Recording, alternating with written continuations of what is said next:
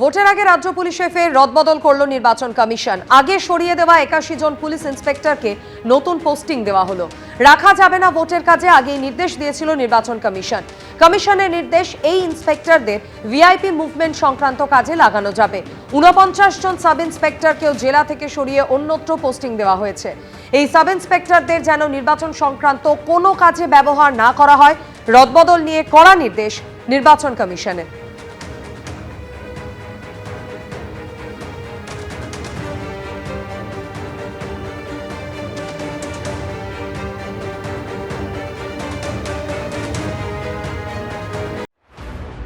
ঘরে ঘরে প্রত্যেকের কাছে, বাদ কেউ নয়, সবার কাছে প্রার্থী, সবার কাছে ভোট প্রার্থনা। এইভাবেই জনসংযোগ করছেন উত্তরপাড়ার হেভিওয়েট সিপিএম প্রার্থী মীনাক্ষী মুখোপাধ্যায়। প্রচারের সময় ভোট চাইতে বাদ দিচ্ছেন না তৃণমূলের নির্বাচনী অফিসও। উত্তরপাড়া দুটো রেপ, 4টে ছিনতাই, এখানে প্রমোটার ধরে একজন মহিলার মাথা ফাটিয়ে দিচ্ছে, এলাকায় এত বেআইনি মদের দোকান চলছে, সাট্টার দোকান চলছে, তাহলে তো এগুলো সম্পর্কে কথা বলা বন্ধ করে দিতে হয়, চুপ হয়ে যেতে হয়। দিদি বললেন যে মানুষের সঙ্গে বেইমানি করো না সিপিএমকে দেওয়ার জন্য। এখানে হুব্বা শ্যামলের এক সময় দাবদাবা ছিল, কল্যাণ ব্যানার্জি পুরো শেষ করে দিয়েছে। হুগলি জেলায় মস্তান নেই, হুগলি জেলার মানুষ মমতা বন্দ্যোপাধ্যায়ের বিভিন্ন প্রকল্পে সহযোগিতা পেয়ে আজকের খুবই উপকৃত। 21-এর মহাযুদ্ধের এপিসেন্টার ছিল নন্দীগ্রাম, 26-এর ভোটের ভরকেন্দ্র ভবানীপুর। 5 বছর পর ফের মুখোমুখি হচ্ছেন মমতা বন্দ্যোপাধ্যায় এবং শুভেন্দু অধিকারী। 21-এর নন্দীগ্রামে তাঁদেরকে ফাইট দিয়েছিলেন সংযুক্ত মোর্চা সমর্থিত সিপিএম প্রার্থী মীনাক্ষী মুখোপাধ্যায়। ডিওয়াইএফআই এর প্রাক্তন রাজ্য সম্পাদক এবার লড়াই করছেন হুগলির উত্তরপাড়া আসনে, যেখানে তার প্রতিদ্বন্দ্বী তৃণমূল সাংসদ আইনজীবী কল্যাণ বন্দ্যোপাধ্যায়ের ছেলে শীর্ষণ্য বন্দ্যোপাধ্যায়, বিজেপি প্রার্থী দীপাঞ্জন চক্রবর্তী ও কংগ্রেস প্রার্থী সুব্রত মুখোপাধ্যায়। সকাল থেকে সন্ধে চলছে মীনাক্ষীর দেওয়াল লিখন, মিটিং, মিছিল, প্রচার। জয়ের লক্ষ্যে উত্তরপাড়ায় ঘাঁটে গেড়েছেন বর্ধমানের মেয়ে। পরিযায়ী ক্ষেত্রে যে শব্দটা, যে এর পরের শব্দটা যেটা আমাদের আরও বেশি পরিচিত, সেটা হলো পরিযায়ী শ্রমিক। আমাদের কথা হলো আমরা আমাদের পশ্চিমবঙ্গের বেকার ছেলেমেয়েগুলোকে বাইরের রাজ্য থেকে ফিরে নিয়ে এসে আমাদের রাজ্যে তাদেরকে কাজের ব্যবস্থা করা। আর নইলে এখন যারা যেখানে আছে সেখানেই তাদের স্বাস্থ্য কার্ড, সেখানেই তাদের রেশন কার্ড, সেখানেই তাদের বাঁচার জন্য এবং পুলিশি নিরাপত্তা দেওয়ার কাজটা আমার রইল। আর যারা রাজনীতির ময়দানে আছেন তারা এই ধরনের অসাংবিধানিক কথাবার্তা না বলাই ভালো। এতে তাদের রাজনৈতিক বোধবুদ্ধির দেউলিয়াপনা প্রকাশ পাওয়া ছাড়া আর কিছু বলে না। মীনাক্ষীর সঙ্গে যখন দেখা হলো তখন তিনি উত্তরপাড়ার বারুজিবি পাড়ায় প্রচার করছেন। লাল পতাকা আর বেলুনে সেজে উঠেছে চারপাশ। সমস্ত বন্ধ কারখানার জমিকে ফিরে কারখানার জন্য করার ক্ষেত্রে আমাদের অনেক পরিকল্পনা রয়েছে এবং আমাদের ব্লুপ্রিন্ট রেডি আছে। শুধু হিন্দ মোটর কেন, গোটা পশ্চিমবঙ্গের 14টার বেশি ACZ, food park, IT park তৈরি করার জমিগুলো আছে। সে নিয়ে কোনো পরিকল্পনা বিগত 15টা বছরে নতুন করে হলো? আরজিকর আন্দোলনের সময় প্রতিবাদের অন্যতম মুখ হয়ে উঠেছিলেন, যার বিচারের দাবিতে সেদিন পথে নেমেছিলেন সেই অভয়ের মা এখন যোগ দিয়েছেন বিজেপিতে। উত্তর 24 পরগনার পানিহাটি থেকে হয়েছেন প্রার্থী। আর আরজিকরে যখন গাড়ি আটকেছিলাম তখন জানতাম নাকি যে উনি পানিহাটির? তখন তো জানতাম যে উনি আমাদের ডাক্তার। পশ্চিমবঙ্গটা আমাদের, আমরা পশ্চিমবঙ্গের সিএম আইপ্যাকের অফিস থেকে আপনাদের নাকের ডগা থেকে ফাইল বের করে নিয়ে চলে আসছেন, আপনারা চুপ করে দাঁড়িয়ে আছেন আর আপনারা বলছেন বিরোধী ভোট। আমরা তো দুজনকে এক জায়গায় দাঁড়িয়ে দেখছি। বারুজিবি পাড়ায় প্রচার করতে করতেই মীনাক্ষী ঢুকে পড়লেন তৃণমূলের নির্বাচনী অফিসে। পশ্চিমবঙ্গে লুটের রাজনীতি চলেছে, পশ্চিমবঙ্গে আইনের শাসন ছিল না, পশ্চিমবঙ্গে বেনিয়মটাই নিয়ম হয়েছে। আমরা পশ্চিমবঙ্গে লুট বন্ধ করতে চাইছি, বেনিয়মটাকে নিয়ম নয়, নিয়মটাকে ফিরে রিস্টোর করতে চাইছি এবং আইন অনুযায়ী পরিচালনা। মীনাক্ষী রাতে থাকছেন দলীয় নেতাদের বাড়িতেই। সকাল হলেই শুরু করছেন প্রচার। সকাল থেকে দুপুর, বিকেল থেকে রাত খাটছেন, ঘরে ঘরে যাচ্ছেন, চিনছেন উত্তরপাড়াকে, চাইছেন তাদের ভালোবাসা। অর্ণব মুখোপাধ্যায়ের রিপোর্ট, এবিপি আনন্দ।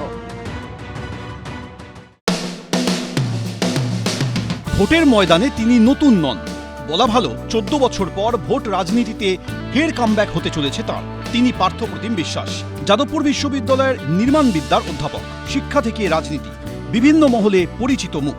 সেই পার্থপ্রতিম বিশ্বাসকে এবার টালিগঞ্জ কেন্দ্র থেকে প্রার্থী করেছে সিপিএম। রবিবার থেকে প্রচারের ময়দানে ঝাঁপিয়ে পড়লেন তিনি। নিজেও টালিগঞ্জের বাসিন্দা হওয়ার সুবাদে এলাকা চেনেন হাতের তালুর মতো। এদিন কর্মীদের সঙ্গে পায়ে পায়ে ঘুরলেন বিধানসভা কেন্দ্রের বিভিন্ন এলাকা, সারলেন জনসংযোগ। কখনো খোশ মেজাজে খেললেন ক্রিকেট, কখনো আবার দেখা হয়ে গেল পুরনো সহপাঠীর সঙ্গে। চলতে চলতে কোথাও পরিচিতের ডাক পেয়ে এগিয়ে গিয়ে কথা বললেন। বেরিয়ে যে পরিমাণ মানুষের আমরা সাড়া পাচ্ছি তাতে রাজ্যে তৃণমূল সরকারের কি বলবো পতন সময়ের অপেক্ষা। যে পরিবর্তনের আশায়, ইতিবাচক পরিবর্তনের আশায় মানুষ তাদের ক্ষমতা এনেছিল, কার্যত মানুষ এখন পরিত্রাণ চাইছে সেই জায়গা থেকে। আমাদের উপর হৃত আস্থা, যে আস্থা হারিয়ে গেছিল একটা সময়, সেই আস্থা ফেরত পাওয়া লড়াই, এটা আমাদের লড়াই। পথে নামছি, আজকের এত মানুষ, তাদের শুভেচ্ছা এটাই প্রমাণ করছে। টালিগঞ্জের সিপিএম প্রার্থী পার্থপ্রতিম বিশ্বাসের কাছে এই ভোট নিঃসন্দেহে বড় চ্যালেঞ্জের, কারণ উল্টো দিকে তৃণমূল প্রার্থী হিসেবে প্রতিদ্বন্দ্বিতা করছেন খোদ রাজ্যের মন্ত্রী অরূপ বিশ্বাস, যিনি এই কেন্দ্রের 4 বারের বিধায়ক। অন্যদিকে এই কেন্দ্র থেকে বিজেপি দাঁড় করিয়েছে নতুন মুখ পাপিয়া অধিকারীকে। তবে বিজেপি নয়, তৃণমূলকেই মূল প্রতিদ্বন্দ্বী হিসেবে দেখছেন পার্থপ্রতিম বিশ্বাস, কারণ 2006 সালের বিধানসভা ভোটে এই টালিগঞ্জ কেন্দ্রেই তৃণমূল প্রার্থী অরূপ বিশ্বাসের কাছে 1000-এরও কম ব্যবধানে হারতে হয়েছিল তাকে। 2011 সালে পরিবর্তনের নির্বাচনেও টালিগঞ্জ থেকে সিপিএম প্রার্থী ছিলেন পার্থপ্রতিম বিশ্বাস। সেবার এই কেন্দ্র থেকে 1 লক্ষের বেশি ভোট পেয়েছিলেন তৃণমূলের অরূপ বিশ্বাস, আর তার ঝুলিতে এসেছিল 75,000-এর কিছু বেশি ভোট। বিজেপিও ইজ নট দ্য অল্টারনেটিভ, ফলে বামেদের আবার চায় মানুষ, সেটাই অন্তত পক্ষে আমার মনে হচ্ছে যে প্রাথমিকভাবেই এখানে প্রতিপক্ষ রাজ্যের মন্ত্রিসভার সদস্য বলে এই লড়াই অনেকটা সহজ, কারণ মানুষকে রাজ্য সরকারের সার্বিক ব্যর্থতা বোঝাতে গেলে সিম্বলিক কতগুলো মানুষের নাম যদি করতে হয়, ফিরহাদ হাকিম, অরূপ বিশ্বাস, এই ধরনের শোভনবাবু, এরা হচ্ছে প্রত্যেকে রাজ্য মন্ত্রিসভার গুরুত্বপূর্ণ সদস্য। ফলে যে রাজ্য সরকারের ব্যর্থতার প্রতীক হিসাবে তারা যত বেশি লড়েন, যে কেন্দ্রে লড়েন, মানুষের পরিবর্তন ঘটাতে তত বেশি সুবিধা হয়। আমি আশাবাদী যে এই টালিগঞ্জ কেন্দ্রে বামেদের পুনরুত্থান হবে। কাঠফাটা রোদে সকাল থেকে দুপুর অবধি প্রচার, তারপরে একটু জিরিয়ে নেওয়া নেতাজি নগরের পার্টি অফিসে। আজকে বিকেলেও আমরা এই যে দুপুরবেলা আমরা শেষ করছি, যখন আমরা আবার বিকেলের একটা প্রস্তুতি নিজেরা নিশ্চয়ই সেরে নিচ্ছি, এবং সম্ভাব্য, কারণ সময় যেহেতু খুব কম, আর টালিগঞ্জ একটা বিরাট বড় কনস্টিটিউয়েন্সি, যেখানে প্রায় 4 আর 5 9টা ওয়ার্ড, ফলে কার্যত প্রত্যেকটা ওয়ার্ডে 3 দিনের বা 3.5 দিনের বেশি সময় পাওয়া যাবে না। তার মধ্যে এই টালবৈশাখীর মধ্যে আসবে, অনেক দিনের প্রচারই ভেস্তে যায়, বিশেষত বিকেলে। ফলে সেই হিসেবে যতটুকু সময় পাওয়া যাচ্ছে সেটাকে এফেক্টিভলি ইউজ করা। যারা এই অঞ্চলের সমস্ত কী বলবো পথ ঘাট, মানুষ, মাটি সব চেনেন, তারাই এই কাজটা করেন। আমি তো তাদের সাথে জুড়ে যাই, এইটাই। ফলে তারাই আসলে টেনে নিয়ে যান গোটা গাড়িটা। টালিগঞ্জ বিধানসভা কেন্দ্রে এবার 2 বিশ্বাসের লড়াই। কথায় বলে বিশ্বাসে মিলায় বস্তু, তর্কে বহুদূর। কিন্তু টালিগঞ্জ কেন্দ্রে এবার 2 বিশ্বাস, 2 মেরুতে। এখন সাধারণ মানুষ কোন বিশ্বাসে বিশ্বাস রাখবেন তা জানা যাবে 4 মে, বিধানসভা নির্বাচনের ফল বেরোনোর দিন। সত্যজিৎ বৈদ্য, এবিপি আনন্দ। এবিপি আনন্দ, এগিয়ে থাকে, এগিয়ে রাখে।